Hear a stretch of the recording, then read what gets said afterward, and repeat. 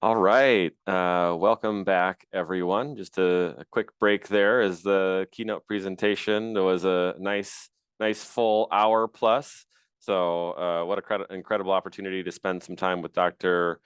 Susan Pell. And I'm excited for this next session equally as much. My name is Mike Bollinger. I'm the Executive Director at Seed Savers Exchange, and I will be your host for this session. Before we begin, I'd like to once again just acknowledge our community agreements. I think it's really important for us to just revisit this each time in each session.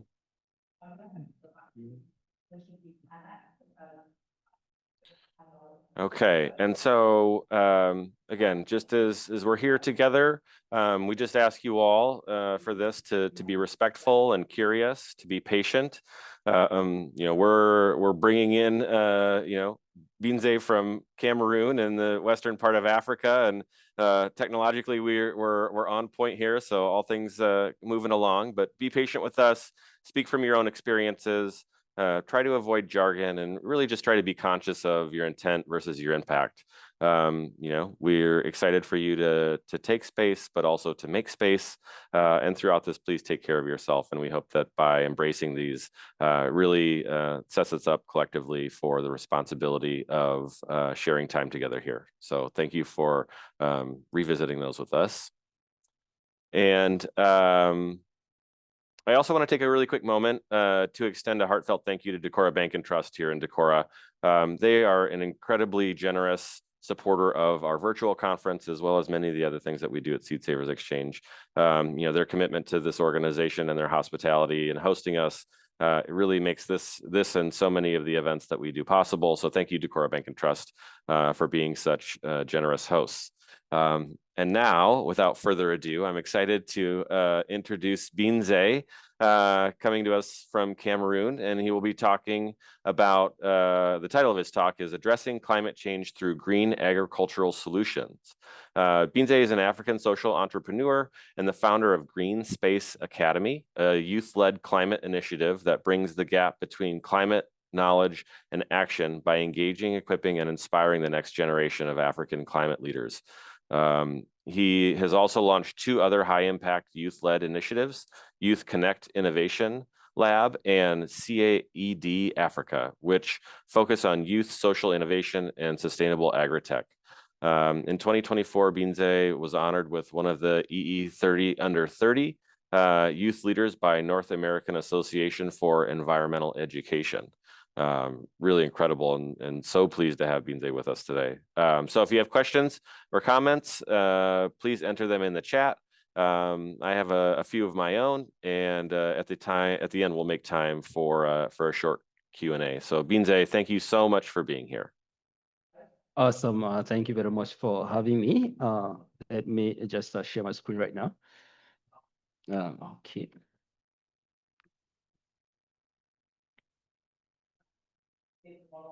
Awesome. I want to share my screen. Please just confirm if you can see my screen, what I have my screen and everything. Yep, we can see it. Okay, that's awesome. Once again, thank you very much for having me, and it's a pleasure to join this amazing group of individuals to share the work that we do at our Green Space Academy.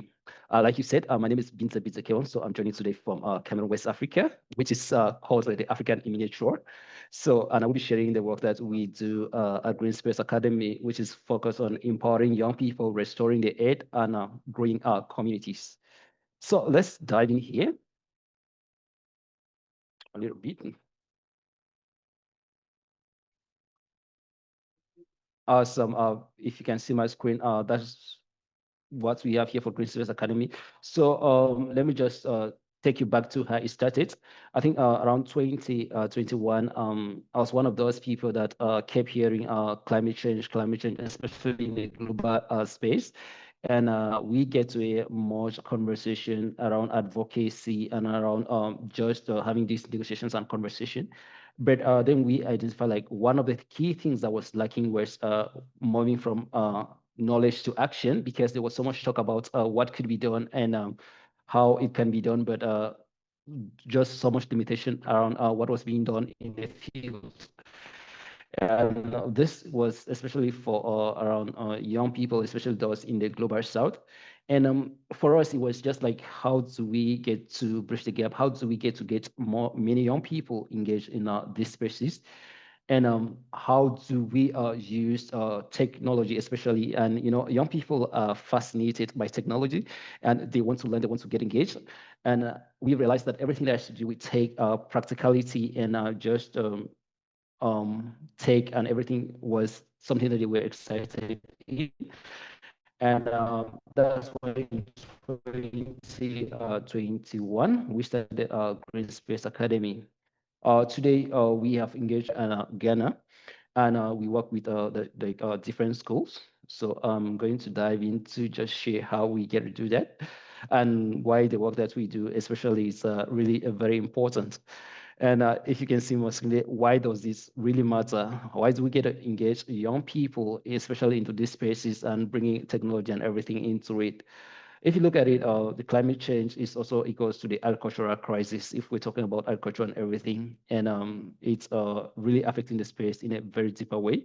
So, and also, agriculture is also like one of the major emitters when it comes to climate change and everything, and which has made everything like really unpredictable. If you're following global trends, global news and everything, especially around geopolitics and everything, there is a lot going around flooding. I think there's a lot going right now, Texas, Mexico. And also, if you come to West Africa, go to Nigeria, Northern Cameroon, there's a lot going there, which kind of like really get to affect like how we farm, how we do most of this thing, and with the resultant effect on food security and soil degradation. So with this, and especially with urbanization and everything, we have to like look at ways to how do we think out of the box with what we're doing? How do we bring in innovative approach, especially if we're engaging young people? So with all this, it's also like an opportunity for young people, because we look at it critically in Africa right now. 60% of African population are under 25. That is a major opportunity to engage young people, and especially at a tender age, to get into these spaces. And also, you look at it critically, young people want skills, they want purpose, they want green jobs and everything. They want something that pushes them, something that motivates them. It's also like, how do we get them motivated? How do we get them into these spaces? And for us, with the work that we do and the key message and everything, is like, when we empower young people through agriculture, we can better adapt to climate change, food, and employment all together if we do that right.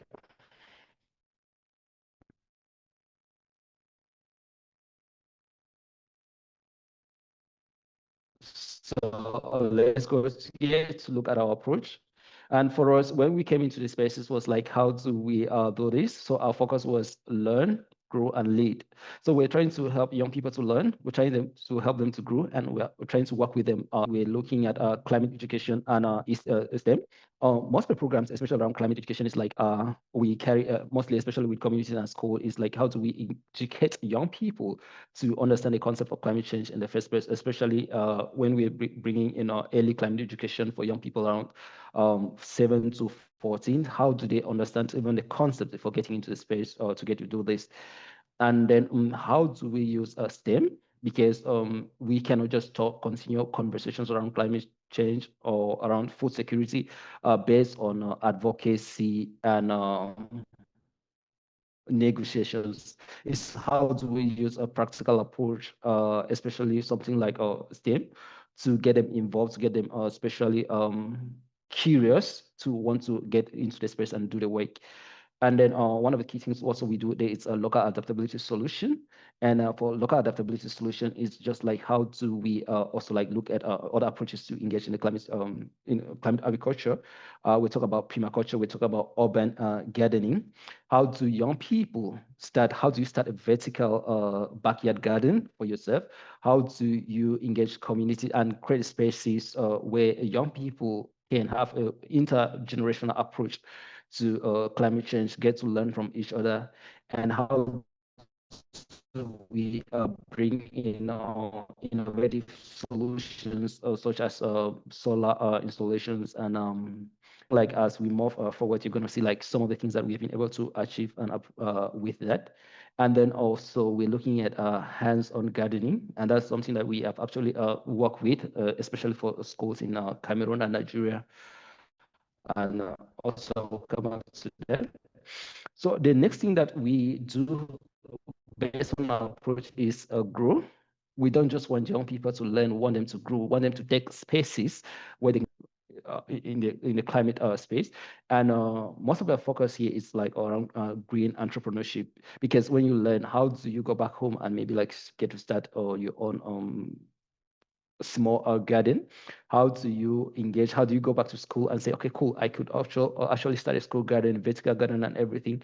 And what are the long-term effects or the impact of what we have on young people when it comes to green jobs and everything, green entrepreneurship and everything? How do they get to take up those spaces? And then the second thing that we try to look in, especially when it comes to growth, is around smart urban gathering solutions. What are different smart urban gathering solutions?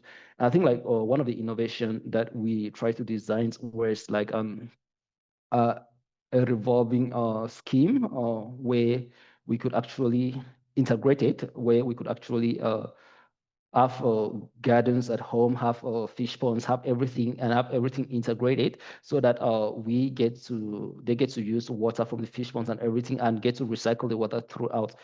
That's also like the system that we are designing around them. And then we want young people to take this into their spaces and be able to also like start up something in research and also build system. It could be cooling chain around the agricultural system that supports or prevents food wastage and so on. But we want them to be able to take up this space and to be able to design innovative solutions on their own. And for us, when it comes to lead, because we also want them to lead, we don't just want them to grow. It's also like, how do young people lead initiative in schools and their community? What are the initiatives that they're doing there? And one of the key aspects that we have, especially with our program, one of the key programs, which is environmental education, is like we are engaging schools into creating green spaces, on internship, and we're trying to get to train them on how to do this and how to lead, how to take the knowledge to get to do that. And the last thing that we're doing is how do we provide them the right mentorship support around green innovation and challenges. And we're trying to talk about green hacks. We talk about challenges where young people can actually come into those spaces and get to design the solutions themselves. For us, one thing that you should get to understand is like, for us, it's just like how practical, how action oriented are the young people that we get to work with, because we don't want to. What we realized, and especially when we started with this, was like most initiatives were telling young people what to do, and not just like involving them, but we kind of like designed a different approach where we use DIY, and we try to get them to design, especially the solutions and everything that we have. They get to work on that for us. Small forward. So as you can see here, this is our green agriculture toolbox, and these are the tools that we've been able to use to engage young people. You see the photo on the right there. That is one of the school gardens that we're working to set up space, where we're trying to see how we can test some of the seeds that we're using for other solutions. And for our toolbox, we are looking at regenerative community gardens. Those are things that we get to engage young people with, especially today. We're looking at urban gardening, backyard and vertical solutions. We're looking at climate or smart agritech solutions designed and implemented by young people. For us, it's just like how we come up with a problem. This is a community problem that we have. This is a challenge that we have. How best can young people design a practicable solution to that? Let's talk, for example, if we're talking about saving seeds for the next season, and we have like a challenge on that. How do we create something, maybe like a seed save or box or whatever? How do we kind of like dry our seeds, maybe using like solar dryers and everything, so they don't get to lose their vigility and stuff or so? but also it's just like young people get to be the one designing all these solutions from scratch.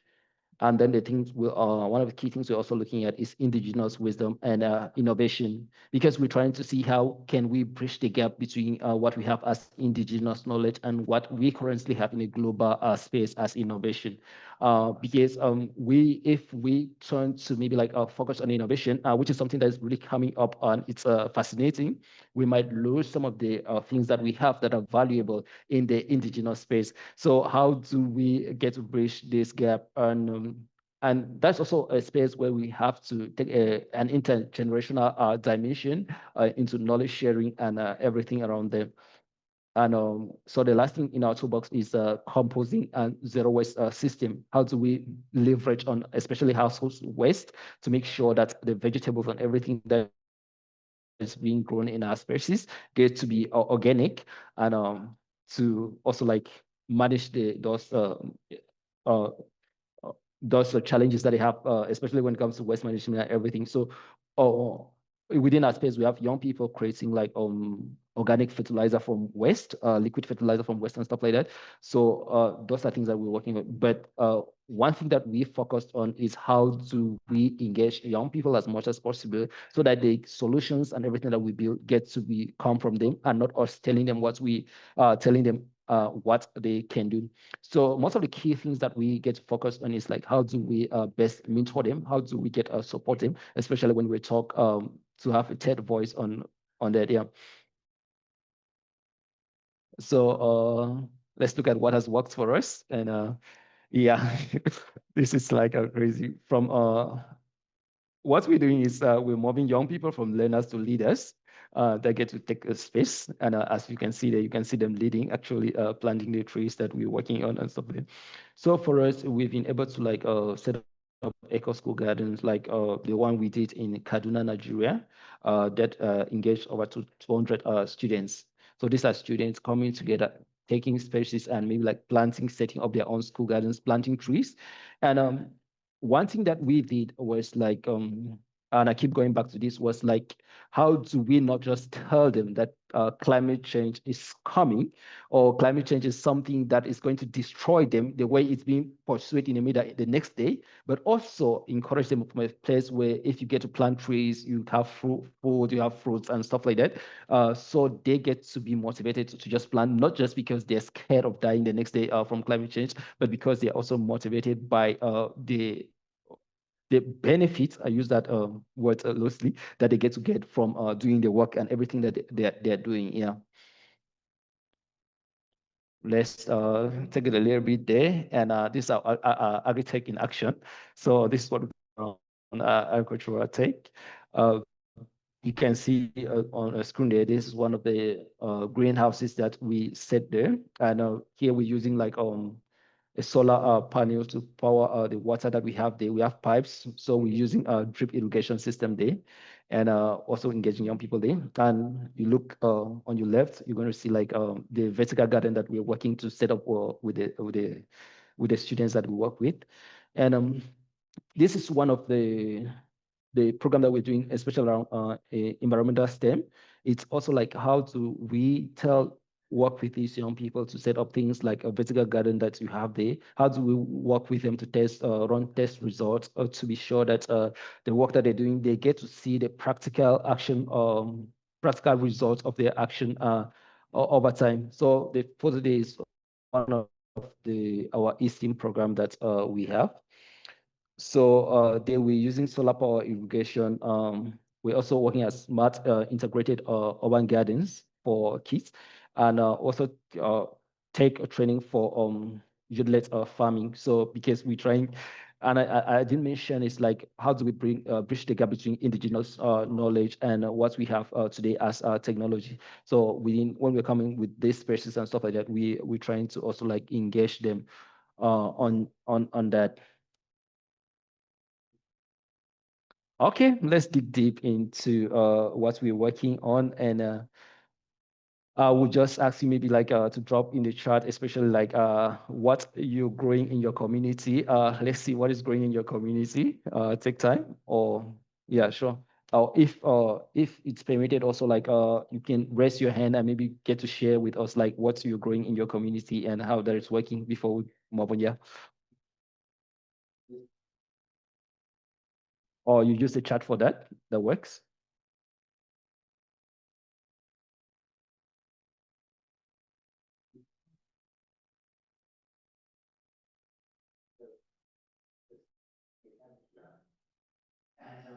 Awesome.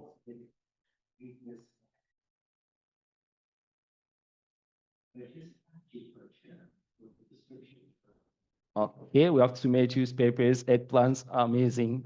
Keep that coming in. And even if you're not putting that in the chat, I also want you to take a time to think deep. You're not already doing that. It's also like, what can you also grow in your community, even at home or starting a home garden of stuff like that? What are some of the things that you can grow if you're doing that? And the second question that I want you to reflect and think deep on is what's one small green action you can lead, especially in your community, and especially when it comes to like innovation and climate change. And also like we're talking today about seeding, especially if they want to start like community gardens, they want to start home gardens for themselves. So it's just like something that you can actually reflect on. Let's move on now. So for us, this is some of the lessons we've learned, especially working with young people. As you can see, the smile on their faces and everything.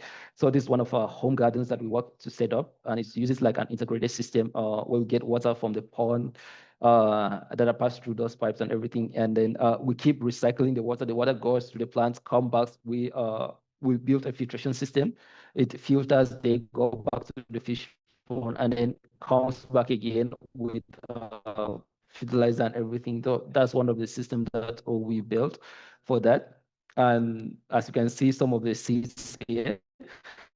Uh, Let me tell you a little bit about the seeds. So what we do with the seeds here, and especially because we try to use natural seeds as much as possible for most of the garden harvest from the garden and stuff there. We dry them, we freeze them, and then we arrange the seeds and we nurse them there as you can see, and then we work to grow them.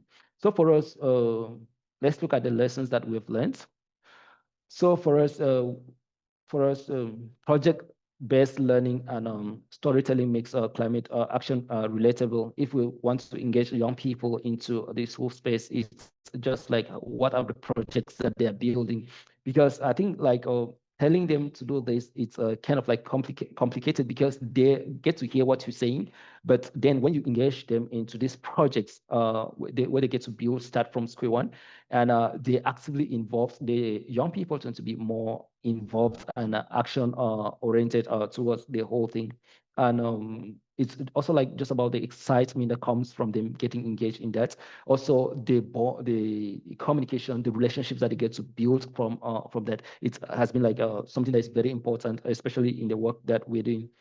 And also for us, storytelling, getting young people to get to tell this story, telling stories with them has been like something that has really worked, because when we started, and I think like that was a mistake we made, was like just we're telling them what to do and not engaging them very well. But when we started bringing a project-based learning approach and telling stories, helping them, you could see the dynamic shift in the work that we're doing and how they were more involved and more engaged. And young people want to tell their stories. That's also like something that you get to know. And when you get to tell their stories, you also see like the excitement they bring into the spaces and everything. And then also one key thing that we've learned is youth needs support, ecosystem, and mentorship, not just tools. Because I think like and this has been like a challenge with a global ecosystem or everything that they're focused on. Like we could give them, if you want a young person starting, because some of these starting up something, engaging in this space is very challenging, and you get to face challenges at the end of the day. But when you don't have that ecosystem to support you, when you don't have that mentorship to keep you moving, especially for young people, they tend to relax, they tend to fall out, especially from the mission and everything. So they don't just need tools, they need the right support, they need the right ecosystem to keep moving. And also we've realized like solutions work better when they are context specific. Don't just talk, but contextualize everything that you're doing. So the audience, especially if you're working with a younger population, it's very important to contextualize that because they get to be more involved in what you're building. And then schools and local leaders are key allies. I cannot overemphasize this, um, especially if you're working with young people again. You get to involve schools, you get to involve local leaders and everything because they're allies. They are the ones that are probably gonna give you the land. They're the ones that are going to engage the elderly people to have like this intergenerational approach and conversation too. They are the ones that are giving you access to your students and the spaces where you get to engage and have start whatever thing you're starting. So it's very important to collaborate with them and also like they get to like the regulations and everything, they get to clear that for you. So it's very easy for you to, if you're engaging like schools or so. And then also we have realized blending traditional knowledge with tech, it's powerful. I cannot also emphasize this because I think technology is growing at a very rapid rate. So I think trying to find a way to blend technology and traditional knowledge is very important. And we have so many valued lessons that we have to learn, especially when it comes to traditional knowledge and the way some of these things are done. So I think the blend between the two, it's very powerful and it should be encouraged. Also, there's much work ahead, and partnership and collaboration is the best way to engage. You cannot do it alone. You need people, and you get to collaborate with them, build those partnerships, build those relationships. If you want to strive, if you want to progress, especially with the work that you're doing. So I think like that's also like one of the key things that will blend around the work that we do. So let's get back to you. What can you do? Which is very important is at the end of this. So I come up with this. Maybe for you, you can start a school or a community garden today to engage like the kids you have in your community and everything. Build those partnerships with the school and start something going. I think like Suzanne, for those who were there earlier, she shared some resources, and those are resources that you could leverage on maybe start your own school garden also. Okay, or you can also run a green skill or youth bootcamp. Bring those young people, get to engage with them, especially if we are building tech and stuff like that. I mean, go there, start a greenhouse, start a waste recycling system with them, and just engage them. And one thing also is like, while you're doing that, listen to them. Those little ones, they have like a lot of knowledge and more value to bring into whatever thing that you're building in that we never can tell. Yeah. And that has worked for us, especially listening to young people, like what do they want and how do they want it done. Or you can also partner with our Green Space Academy today. We have amazing things coming up. I mentioned earlier on one of the key things, and I'm going to come back to that we're trying to start is like I know a climate village here in Cameroon, which is an innovative space for young people to get to learn, engage in conservation and tech related stuff. So we have like 7 to 14 hectares of land that we're going to be building a root conservation and climate tourism program for young people. So also you can share your local farming stories. I mean, the social media and those platforms are very important. You can go there, share your own story. It can be just your own garden in your backyard. You never know how many people you're going to inspire by telling them, hey, I planted this plant and I'm able to harvest today. Look at what I get from this and stuff like that. So share your own stories, go out there. People want to hear, people are going to be motivated by that. Or you can also follow the work that we do here. You can volunteer with us, partner with us, or donate to our program. Let's ride on. Okay. So what is with us here, our dream for the future? And we keep building and we're trying to see how we can engage, especially as many young people in the work that we're doing on environmental conservation, food and everything. So take a minute with me. You can close your eyes to imagine this. A space where every child know how to grow their own food. I mean, there have been a lot of canned drinks and stuff like canned food and everything. Can you imagine a space where every child can grow their own food? And let's not just talk about children. Let's talk about communities, where communities can grow their own food.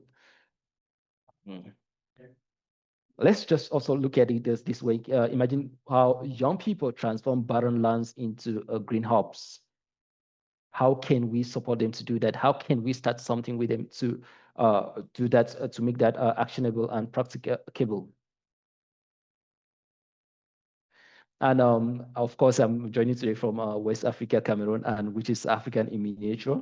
And let's look at just a space where Africa is importing both food and climate solutions. I think like for people that have been in the climate space, there's been like a lot of disparity and between the global south and the global north. And imagine where those in the global south are not just importing the food that they're growing, but they're also importing climate solutions. And these are solutions that are being designed by young people. Imagine that. So let's take a look and come back here to also like what we're building for us, and especially with upcoming projects and stuff like that. We're trying to build a youth ecological village, which is like a youth climate village, which is a regenerative, which will feature like things like regenerative agriculture, art, fun, food, climate leadership, renewable energy, and more, just for young people. You know, we want them to be able to come into this spaces. It's a 5-year project that we have coming up, and we currently designing this. If you're into design and you're also into resource mobilization into this space, we can collaborate with that. I think to design everything that we have here, and also what we are going to have, especially within the ecological village, which is a climate village. It's we're trying to have a green school. And this is just like one of its kind, where young people study in the outer space, connecting to nature and everything, having all these things practical. So that's one thing that we're building, especially to this space that we have. And we have STEM Academy. We have the first boot camp coming up in November. And this is going to be a 3 weeks program where young people are going to come and design innovative agricultural solution using STEM.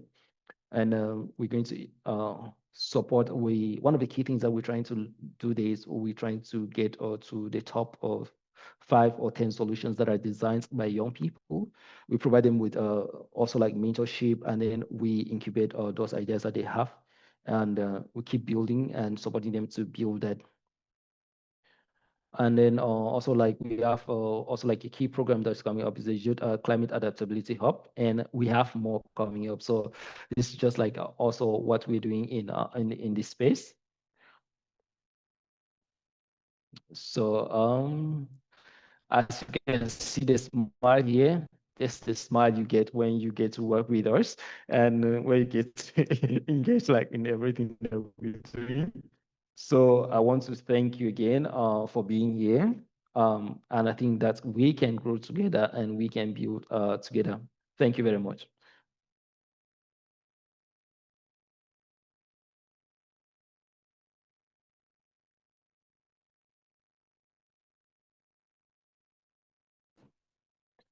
Birndze, thank you so much. Wow, this is just like incredibly inspiring to hear just about the work that you're doing here. If you want to, well, stop sharing your screen. Yep, and then I'll get myself up there too so that we can chat. So where I wanted to start was, you've created an incredible network of initiatives. I mean, you were talking about, the Green Space Academy today, in your introduction, we also talk about CAED Africa, the Youth Connect Innovation Lab, your closing slides there. You talk about your dream for the future with a, youth ecological village. one of the things that just came up in that for me is, I want to know more about you. What were your personal experiences that helped shape this vision? I mean, what is your background that made agriculture feel like that was the space that that you wanted to spend your time focusing on, to help you be able to kind of launch and drive this work? Can you tell us a little bit about your background? Yeah, awesome. I can do that. So as you see here, this is a boy from a little village here in Cameroon. For me, when I was growing up, I used to like go to the farm with my mom, and I see we used to like have this vegetable. We cultivate vegetables and all the cereals that we need, and we take these things home. And for us, it was buying food was not an option because we just had to do everything that we were eating. I think like when growing up in this community and you get to see things changing because there's a development and everything. Trees are being fell down and everything, and what used to be lands for agriculture and for some of the things that we've been grown become settlement. So just like how do you get back to the food that you used to eat, and also like there's a huge challenge right now, and I think it's a global challenge if I should put it that way. There's a lot of I should say chemical or canned food coming into the market and everything. And for me, if you get to grow up in a space where most of the things that you were eating are organic and everything, and you start to do this, it has a little bit different, and everything goes a little bit different. It was just like also like how do I get to a space where I grew my own food. And after school, I think like I did a study. Most of my studies focused on veterinary. I'm an animal engineer by profession, and also like how Hmm. do we grow like the food and everything that we had for the animals and everything. So there was this lost, especially in ecosystem and in everything. And like I mentioned also earlier, and getting young people engaged into these spaces, I realized there was so much conversation. And I'm talking this based on things like climate change and stuff like that. There was so much conversation around what was happening and the risks. And I think there is still little action onto what is happening on ground. So for me, and especially when I started, I realized that this space is a conversation about this, but there was no action. And was just also like how do Hmm. I get young people engaged into this practically, and not just Right. getting them to hear about this. Yeah. Yeah, right. Yeah, no, thank you Mm. so much for sharing that. We do Yeah. have some questions coming into the chat too, and one of the first ones that popped up was, uh, what are the kids' favorite vegetables? What do they enjoy? What do they enjoy pulling right off the plants and just popping into their mouths after they wipe it on a shirt or something like that? Uh, that's awesome. And I'm going to say this. Out here, they don't grow strawberries most, and we started a program where we started growing strawberries and everything. And Mhm. Betsy, imagine the smile on the child's face when you get to Oh see a yeah, strawberry for the first time, and when you get to taste that for the first time. So it's just amazing right. getting to Yeah. that. And yeah, but for what is common around that they grew, and it's just like tomatoes. They get to see that and grow tomatoes and stuff like that. But I think like the most excitement that I get to have like for kids is like getting to see and eat strawberries. Yeah. Hmm. Yeah, no, that's great. Nothing like a fresh strawberry right off the plant when it's still warm, right? Yeah. Hmm. Another Yeah. question that came in was, just a question about, community garden spaces in cities in Cameroon. Can you just help kind of paint a picture of, what does that, what do community gardens look like in Cameroon? Okay, I want to be sure that you can still hear me. I'm trying to connect my laptop to the charger also. Oh, We can still hear you. Yep. oh, okay, that is locking up. Let me switch my.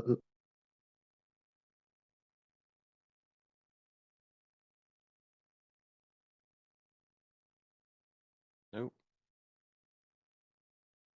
Okay. Looks like we might have lost Birndze.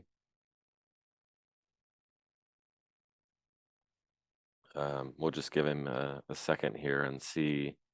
Um, yeah, see if he pops back on, and if he does, we can ask him some more, some more questions.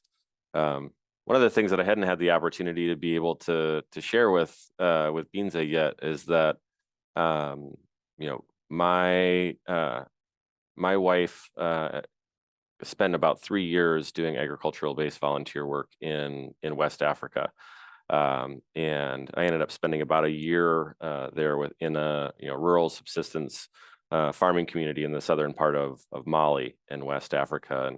And one of the places that I really wanted to be able to dig in with him a little bit is just the idea of, oh, Birndze is back. Yeah. Hey, all I just have right, to switch to awesome. Yeah. great. So the last question that that we were going to jump into was just help us understand, community gardens in Cameroon. Are there community gardens in cities? Is that something that's common, or just something that you're focused on and see the need for? Tell us a little bit about that. Yeah, I think like for community gardens, that's not something that's common, because you hardly see them. And for us, and that's why also like one of the reasons why we're starting like the climate village, because we want to have like this massive community garden where people, especially young people, can come in to grow. Like the city where I am located right now, maybe 1 million people or so, and there is no community garden, then you can imagine that, yeah. So it's not something that is common. But for us, when we started, we engaged mostly with the school gardens. So those are the spaces where young people get to have, grow together, and those are the spaces where they get to have like something that is community oriented. Yeah. Yeah, yeah. So in your presentation, you talk about some of the core challenges that that you see that is kind of creates a sense of urgency, right? You're talking about unpredictable rain. You mentioned degraded soil. Kind of the reality of food insecurity. Tell us a little bit about what does annual rainfall in Cameroon look like? What does maybe we start there and then we can move into soil. And so in addition to maybe the unpredictability of rain, tell us about where, when in the garden, in the programming and the work that you're doing, you talk about drip irrigation, but where is that water coming from? And yeah, help us understand water a little bit in Cameroon.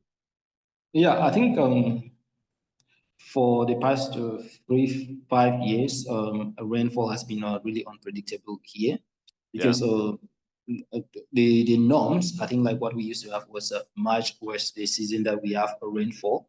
And I think at times it comes in March, and by April it's gone. And so which is kind of like really affected like crop production and everything, because with mostly with farmers now, they don't know, because at first they used to plant around March, and you don't know if the rains are going to come in March or so. And when they do come, maybe around April they're gone.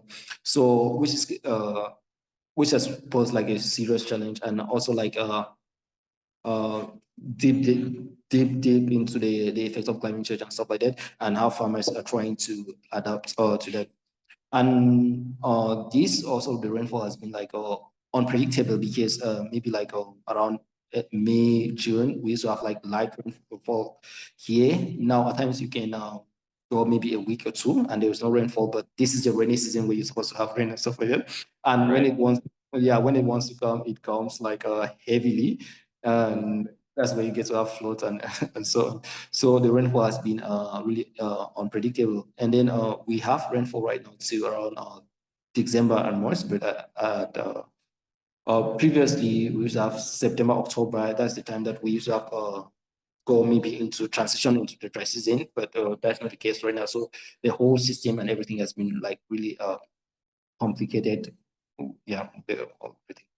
Yeah. So Melody jumped in with a question. So before we talk about soil, I wanna get to that. And she asked, have you seen, or how have you seen climate anxiety show up in youth that you work with, and how do you approach that, or try to address it? I mean, are kids noticing the same things that you're noticing, and are they talking about it?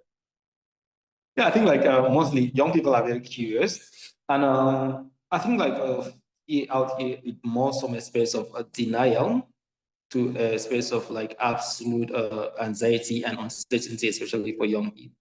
Because Yeah. but there are still so many young people that are, especially so that are still in denial, and which it kind of brings you to the gap that exists when it comes to like environmental education or climate education, especially for young people, and also like what is being the realities that they have on the ground. And for those that really and deeply understand the challenge that is the, I think like it has like a real effect on like real anxiety and stuff like that. We have had situations, and especially in some towns, where rainfall, and I'm just going to explain this, rainfall, and it disrupts, or the town is flooded, and maybe like children are not able to go to school for maybe 1 or 2 days. And there's a situation we had in Nigeria, which I think this was like for 1 week. And you know, with young people, especially when they're curious about studying, maybe they have exams and stuff like that, and they're not going to go to school because of these challenges that are posing their way. They are bound to be worried, they are bound to be confusion and everything. Yeah. Yeah. So for us, it's more from a place of like absolute denial to talk or to anxiety and stuff. Yeah. Yeah, yeah, I know. I hear that. And one of the things that I just mentioned when you dropped off, and I was thinking, oh my gosh, okay, here we go. Is Birndze gonna come back, or we're gonna start talking about some life experiences here? But my wife was in the Peace Corps, and she spent about 3 years doing agricultural work in the southern part of Mali. And I spent about a year there with her. And so when you were talking about, you mentioned, rainfall and soil, I mean, that just, kind of transported me right back and thinking about, yeah, it's either, it's not just, rains that come this week or, throughout the season, there's a rainy season, and then there's a dry season. It's really, it's a different, it's different than we see here, a lot of times in the US, or at least, for what we see where we're at in Iowa. But yeah, so addressing rainfall is a big one. Okay, and so talk a little bit about soil. So I saw you growing things in pots, and I saw some of the vertical gardening where you're doing things in pots, and you're talking about zero waste composting. Can you talk a little bit about the how do you address fertility, or not you, but I mean, as the kids are creating things, I mean, how are they thinking about building soil quality and fertility for the things that they're growing? Okay, thank you. I think like that's really a very important question, especially when it comes to soil fertility and everything. Because with the rains and with the continuous use of fertilizers and chemicals, I think like it has really affected the soil here. And for us, and the approach that we have is just like how do we use some of the local resources that we have. And by local resources here, it's talking about waste from the homes, and also like we transform that maybe into liquid fertilizer, or we put that into the farms and all of that to improve the soil fertility. Like what you saw there, especially the plants, the plastics that we're using for the soil, it was maybe to control like also like the soil quality, soil fertility, and everything that we putting in the plants, because we want to make sure also we get to give the plants what they need. But generally, I'm talking about generally, especially for everybody, I think there has been a decrease and like in soil fertility and everything, and it stemmed from the overuse of these chemicals and fertilizer, because they just go down, they kill most of the microbes and everything. So soil fertility is becoming also like a huge challenge. Yeah, absolutely. Thank you for that. Yeah, and we're just getting getting comments in here where people are just appreciative of your presentation, and it makes them feel hopeful. Jennifer Horton had just written, thank you for an interesting and informative and inspiring presentation. I have friends in Tanzania who have a school for girls, and I'm going to forward your info in case they're interested in integrating some powerful education between indigenous and modern agriculture for some of their girls. So you're inspiring people, and the information that you provided here isn't gonna just stay here.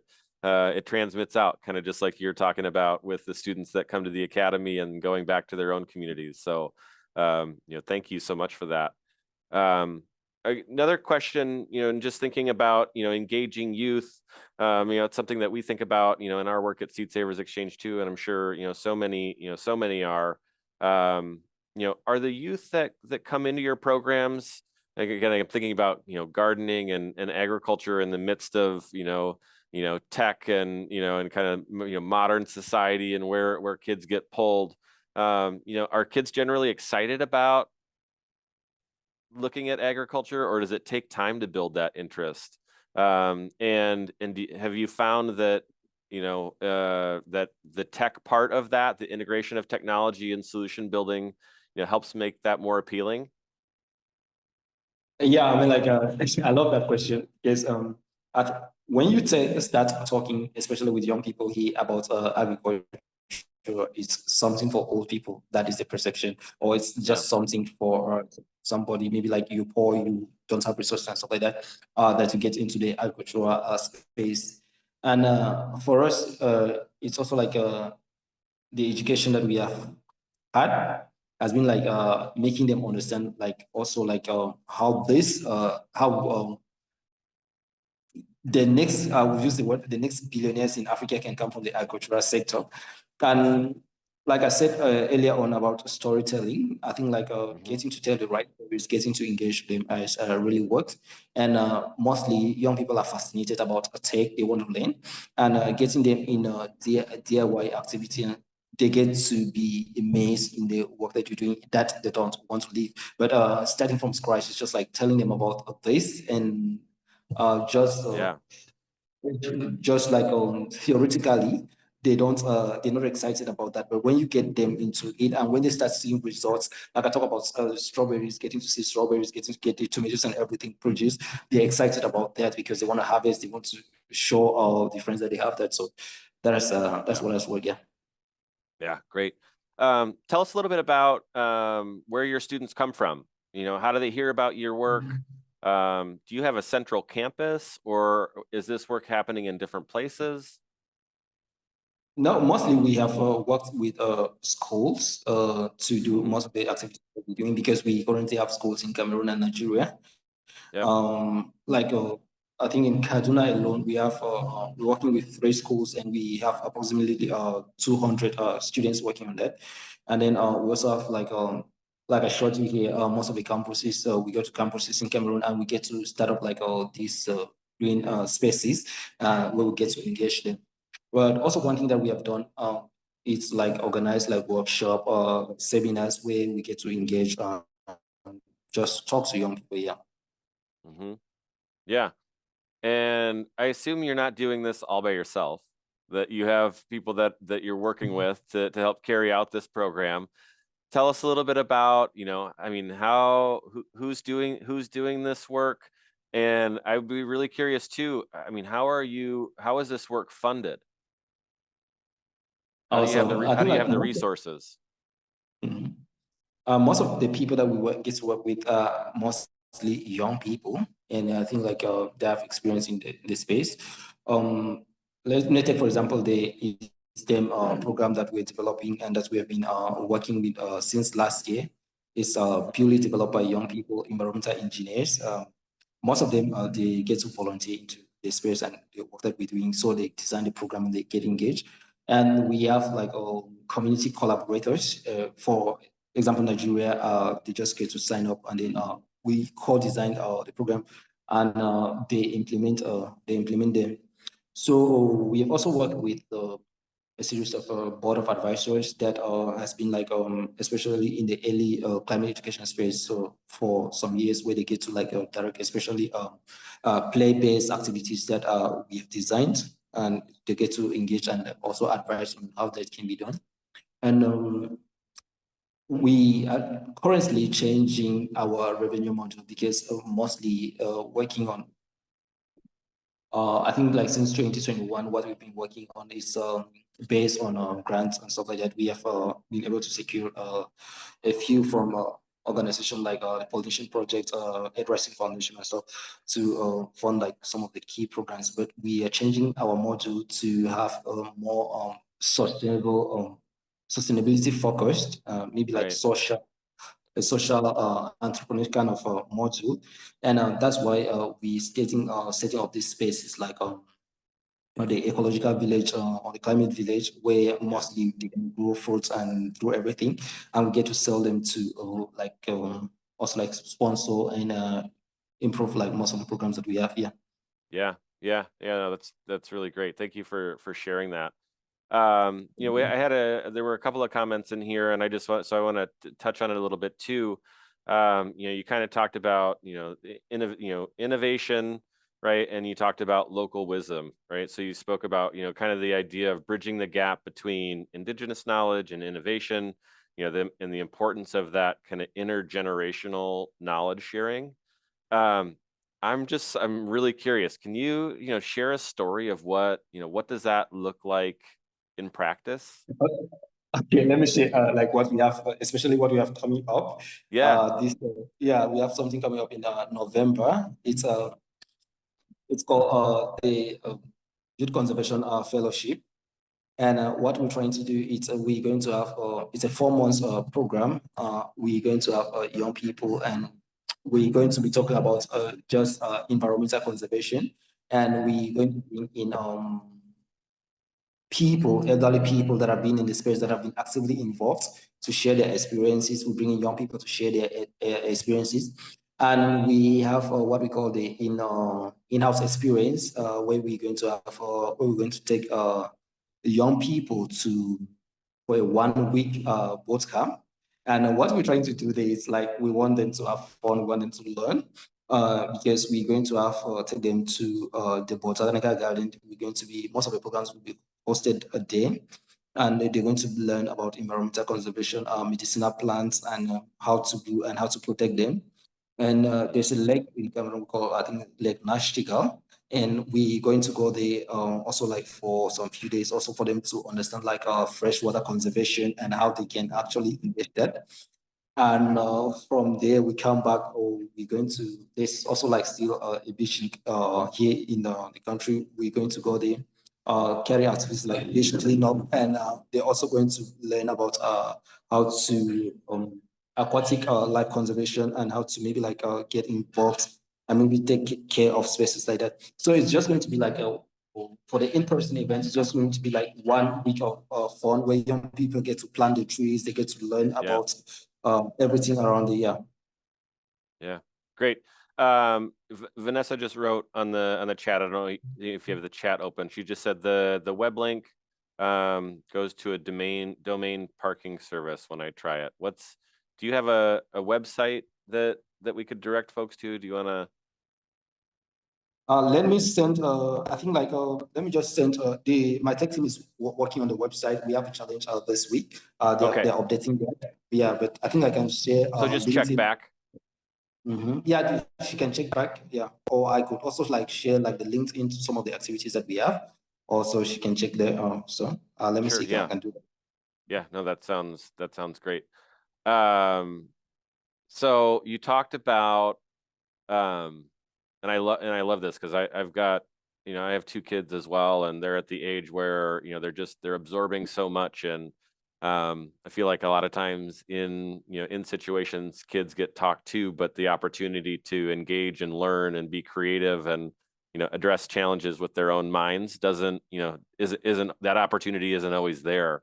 And so when you're talking about, not just providing the solutions to the challenges that we're seeing, but having the kids, really come up with those solutions themselves. I love that. I think that's something that, kids are just inspired by, and really does take them, and kind of hyper focuses on, on the challenge and being able to kind of be creative and use their own minds. Can you give us an example, or maybe a couple examples of, the amazing work that you've seen come out of these kids that you work with? Yeah, awesome. I think like there has been like several projects that have been developed like by young people. I don't know if we have shared some of those. Like last year we had the STEM bootcamp, and we had young people that built like a water filtration system, which was actually done by them. And you Yeah. also get to see them do practical experiment, the test experiment, and when you see the results, and also the excitement that they get from seeing the results of that, also like it's amazing. And also I think like maybe one of the photos in the work that I was sharing, it's also like this vertical garden. Yeah. And the most important thing about the whole this thing is they get to take the knowledge back home, and they Right. practicing, they're testing the whole thing there. And the excitement when someone says, okay, cool, I have my own garden. And Yeah. also, And I'll go ahead. harvested this from my home garden. It's something like amazing. Yes, yes. Well, Birndze, I know we're kind of approaching our time here, and I just want to say, thank you again, so much for, offering your time and sharing your experiences. I think the work that you're doing is so critically important. And I think a lot of people are really thinking about the same thing, the importance and the need to, to engage youth in ways that that address what we're seeing related to food and climate and all of these things. And so for you to be able to share the creative things that you've come up with in your own communities, I really I think that it's got my wheels turning, and I'm sure others as well, as they think about what that work looks like in their own communities. So thank you again so much for sharing your time. I know you're it's 11:30 here in Decorah where I'm at, and I know it's 6 hours later there in the afternoon, so getting close to dinner time. So thanks for being with us, and hopefully we have a chance to connect again sometime. Awesome. Thank you very much for having me. And I think I had a great time discussing. Yeah. Thank you so much. All right, everyone. Yeah, thank you so much for being here. Again, I Mike Bollinger. I am everyone here. Yeah, thank you. The executive director at Seed Savers Exchange, and just want to remind you that this is the last virtual conference of this series. But we do have an event coming up in Decorah, August 8th and 9th. We're celebrating 50 years. We have 2 days full of incredible programming and speakers and time to just be face to face. And this is something that the organization has done over the years, but with COVID and some of those realities, it's been a long time since we've gathered at Seed Savers Exchange at Heritage Farm in this kind of way. So if you have the capacity and the interest, we would love to have you. And so we've got another session that is coming up in about 15 minutes. So thank you so much for being here, and we will see you all again here shortly.